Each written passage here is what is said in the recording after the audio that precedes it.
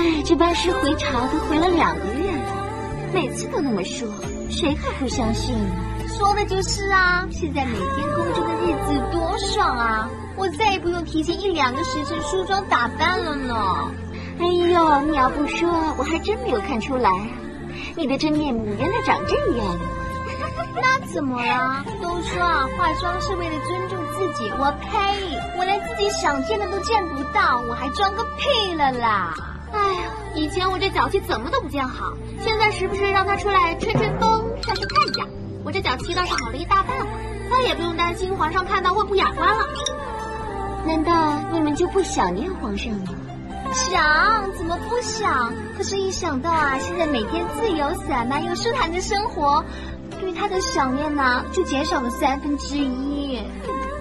娘娘，娘娘，那边传来消息，说皇上已经到了城门口，很快就要到皇宫了。你会梳妆，对呀，